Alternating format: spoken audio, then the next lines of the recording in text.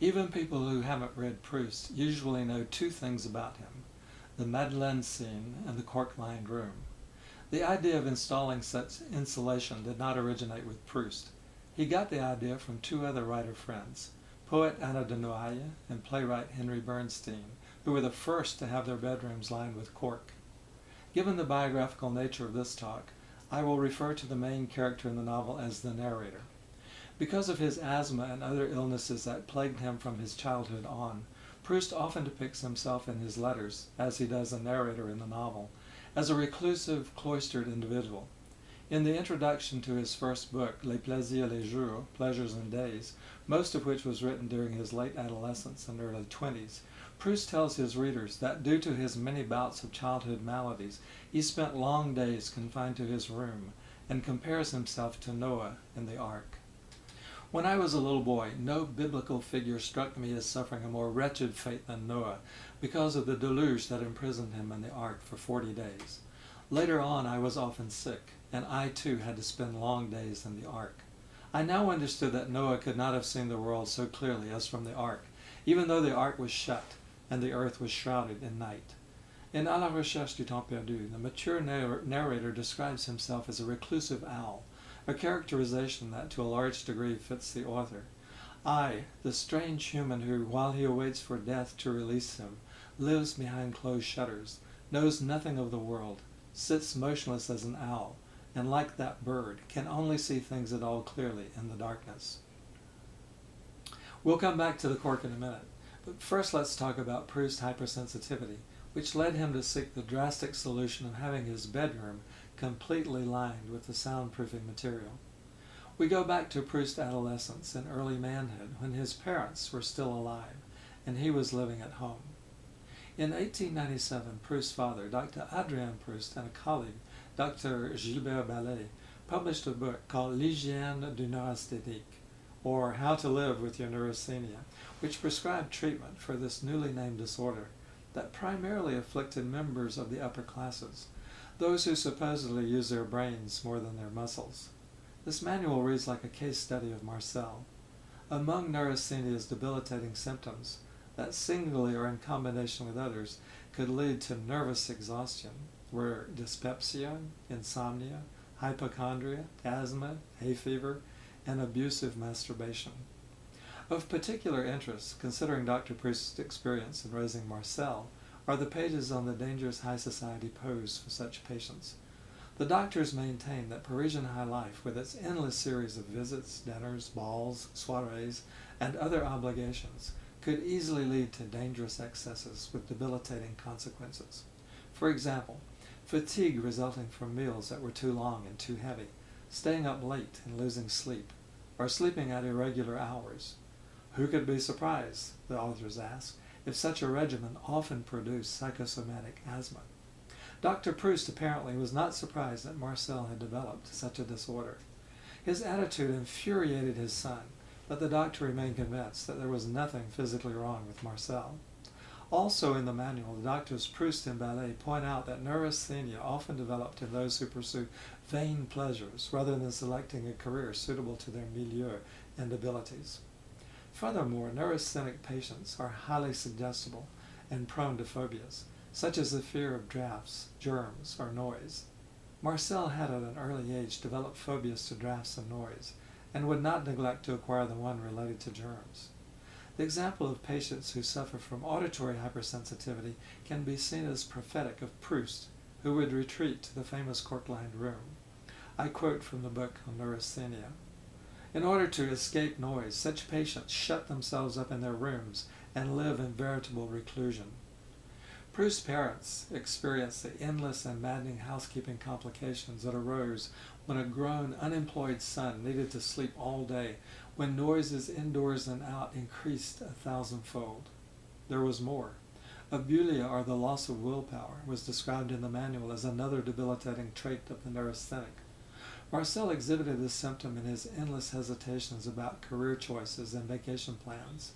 Nothing, observed hygienist Proust and Ballet, is more painful to such patients than making a decision. Had Proust not already lived the experience, he could have taken many of the narrator's characteristics right out of his father's manual.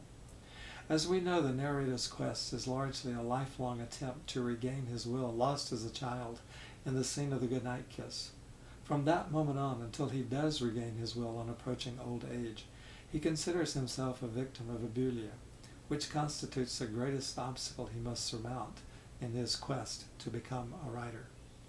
Lack of will is the greatest of all vices, since it makes resisting the others impossible.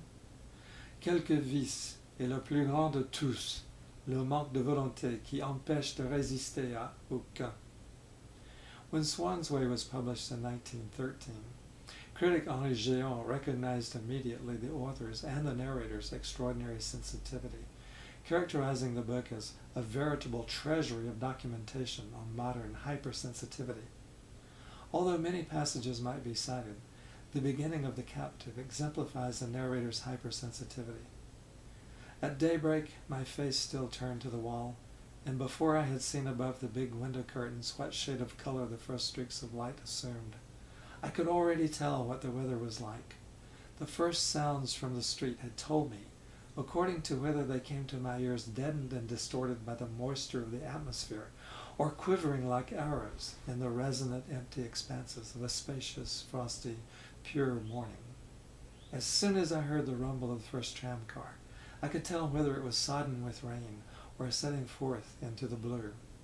And perhaps these sounds had themselves been forestalled by some swifter and more pervasive emanation which, stealing into my sleep, diffused in it a melancholy that announced snow, or else, through a certain intermittent little person, burst into so many hymns to the glory of the sun that, having first of all begun to smile in my sleep, having prepared my eyes behind their shut lids to be dazzled, I would finally awake to clarion peals of music. It was, in fact, principally from my bedroom that I took in the life of the outer world during this period. And some pages later, still from his bed. On certain fine days the weather was so cold, one was in such full communication with the street, that it seemed as though the outer walls of the house had been dismantled. And whenever a tram-car passed, the sound of its bell reverberated like that of a silver knife striking a house of glass. We remember other passages, such as his inability to sleep in a new room until he becomes accustomed to its sights, sounds, odors, and can benefit from what he calls the anesthetic effect of habit. In August 1909, Proust found himself in the usual quandary about whether to leave for vacation. During the first half of August, he ran a high fever due to an abscessed tooth. The dentist Proust finally saw refused to treat him because of his exhaustion and multiple health problems. When Proust's doctor, Dr. B, saw his patient's condition, he insisted Proust go on vacation. Just before the middle of the month, Proust informed an acquaintance that he would not go to Cabourg for his usual long stay at the Grand Hotel. A day or so later, Proust abruptly changed his mind and left for the coast. Before leaving, he ordered some renovations to be done in his apartment while he was away. Of exceptional interest were these instructions. The walls and ceiling of his bedroom were to be lined with cork. As we mentioned earlier, he had heard about using cork to muffle sounds from fellow neurasthenic Countess Anna de Noailles, who had received the tip from playwright Henry Bernstein. So we see that Proust was the third, at least, of literary Parisians to have his room lined with cork. It is especially fitting that the Musée Carnavalet, located in the former mansion of Madame de Sévigné, should reconstitute Anna de Noailles' bedroom adjacent to the museum's recreation of Proust's bedroom at 102 Boulevard Haussmann. Let's return to the 1909 trip to Cabourg. Because Proust had made a last-minute decision to go to Cabourg, he had not reserved rooms at the Grand Hotel. He was so unhappy with the rooms he was given that he almost returned to Paris. He did cancel the order for the cork to be installed in his bedroom in case he decided on an early return. By year's end, Proust regretted having canceled the cork installation in his room, since he did intend, as he put it, to cloister himself for a long work. Writing at night while listening to his nocturnal muse was the easy part in terms of noise level, since Parisians, for the most part, were asleep and silent. The challenge was to sleep in the daytime when the rest of the world was wide awake, riding around en masse in the street below his window on all sorts of conveyances, making an infernal noise as hooves and wheels pounded the cobblestones and horns blared. Although he desperately needed peace and quiet, the procrastination of the previous summer meant that the cork installation would have to wait until his next vacation. Even though he remained within walls that seemed to amplify noise, Proust would spend the coming year, as he had the last, working intensely on his book. On July 11, 1910, Proust's cook and housekeeper Céline Cotta gave birth to a son. Eager to escape the noisy apartment, Proust left abruptly for Cambourg on July 17. He had once again made arrangements for his bedroom to be lined with cork during his absence. Towards the end of September, Odilon Albaret drove Proust from Cambourg to Paris. The writer had spent nearly 3 months in Cambourg without walking once on the beach or calling on friends at nearby Trouville. By early October, his health had improved enough for him to attend a concert by popular café singer Félix Mayol. Proust wrote Rinaldo Hahn that he found Mayol sublime. On those occasions when Proust went out at night during this period, usually once or twice a month, he often went to hear the effeminate singer, whose performances had two great advantages for Proust. He was talented, and only sang at 11 in the evening. Then, turning to the topic of his health, Proust told Hahn that he suspected the smell of the new cork was causing his current severe asthma attacks. He wanted to flee somewhere, but where and how? The days that Proust could spend exploring new geographical locations in the real world had ended long before with the 1902 trip to Holland. His great journey now turned inward, and except for trips to Cambourg, he would never voluntarily leave his cork-lined room to go beyond the bounds of Paris. He grew accustomed to the sound-muffling presence of the cork, which now, fresh and new, soon darkened, like everything else in his room, from what he called his daily fumigations, when he burned his anti-asthma powders. This medical ritual and the resulting stains and odors are given to the narrator in the novel. Here is Albertine speaking to him in The Captive. When I pick up a book that has been in your room, even if I'm reading it out of doors, I can tell at once where it's been, because it still has a faint whiff of your beastly fumigations. Back in the late 1980s, when Sarah Mondale and I were in Paris scouting and gathering information for the documentary film Marcel Proust, A Writer's Life, we visited the Musée Carnavalet, where the curator showed us the last known surviving piece of cork from Proust's bedroom. It was a small piece, about the size of a biscuit, but big enough for us to see that it was fairly thick, much thicker than the kind sold now in places like Home Depot and Lowe's, and quite dark from Proust fumigations. In our documentary film, the little table and lamp, the candle holder used to light the anti-asthma powders, the bookcase, the screen behind the bed, are the actual items that belong to Proust and were lent to us by Odile Gévaudan, Céleste and Odilon Albaret's only child. Many of those items went straight from our set to the Musée Carnavalet in anticipation of the recreation of Proust's bedroom. Here are the original items that surrounded Proust as he wrote À la recherche du temps perdu. The screen behind the bed, the little lamp with the green shade, and the tables on which he piled his notebooks. By the way, when you view the Proust bedroom at the Musée Carnavalet, the notebooks you see piled on the table are the fake ones from our film. In the film, when you see the pages of the notebooks alone on the screen, those are the original manuscript pages that we filmed at the Bibliothèque Nationale. In mid-January 1913, Proust wrote to Madame Strauss about his daily attempts to leave his apartment early, visit her, and stop at Notre Dame in front of the Sainte Anne portal where, I quote, "For the past 8 centuries, a human spectacle much more charming than the one we are accustomed to has been visible. But those who pass in front of it never stop or raise their eyes. They have eyes, but see not. His eyes," he goes on to say, "perhaps would look and love, but they don't pass in front of it. They open only in the dark and contemplate only a cork wall."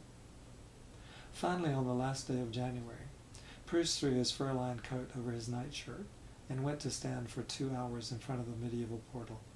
He also went to visit another wonder of medieval Gothic architecture on the Ile de la Cité, the Sainte-Chapelle, whose magnificent stained glass windows would partly inspire those in the church of Cambrai. In November 1913, in order to publicize Swann's Way, Proust granted 2 interviews. In the second interview, conducted, like the first, from his bed, Proust spoke with André Arnivelle for about an hour. The interview was published in the Miroir with the title, About a Recent Book, and bore this subtitle, The Work Written in a Shuttered, Sealed Bedroom, chez Monsieur Marcel Proust.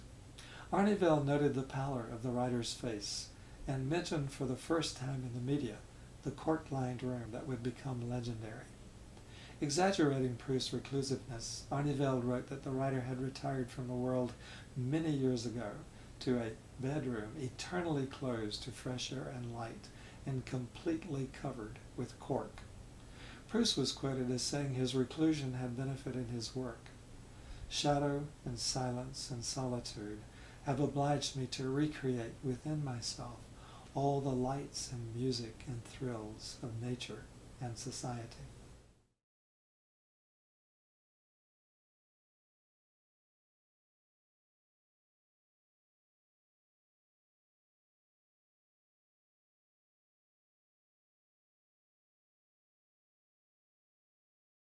Arnivelle, who seemed interested in Proust's working arrangements, described the large bedside table, loaded with books, papers, letters, and also little boxes of medicine. A small electric lamp, whose light is filtered by a green shade, sits on the table. At the base of this lamp there are sheets of paper, pen, inkwell. The interviewer was struck by Proust's big invalid's eyes that shine beneath the thick brown hair that falls untidily on the pale forehead. For the 1913 interview with Arnivelle, Proust again outlined his novel and what he had hoped to achieve in writing it. He used the composer Vinteuil as the example of his method of characterization. This apparently dull and banal bourgeois is discovered to be a musical genius. He also made the distinction first delineated in the essay attacking the critic Sainte-Beuve between the social self and the creative self. Both interviews stress the key Proustian point that we must delve deep within ourselves to discover our richest resources. After the war in 1919, Proust's aunt sold the apartment building at 102 Boulevard Haussmann.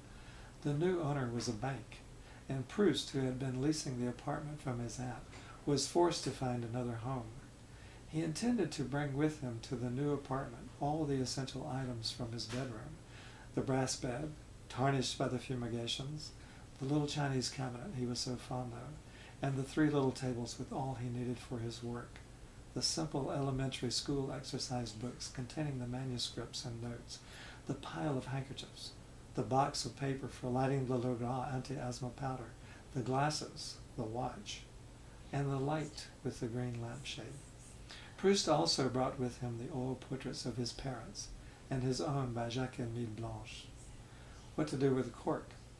Since the cork could not be easily removed and reused in his new apartment, Proust took the unusual, for him, practical step of trying to sell it to a cork maker for wine bottles, but nothing came of the plan. The grand piano and the cork, along with a number of other items, went to storage. Since Proust regarded as temporary his new quarters at 44 Rue Hamelin, he never bothered to have the cork reinstalled. So from October 1, 1919, until his death on November 18, 1922, hypersensitive Proust was once again exposed, as he tried to sleep through the day, to the loud noises of the bustling metropolis. He often resorted to soporifics to deaden him to the cacophony of sounds of daytime Paris as he tried to sleep, exhausted from the long nights spent writing à la recherche du temps perdu.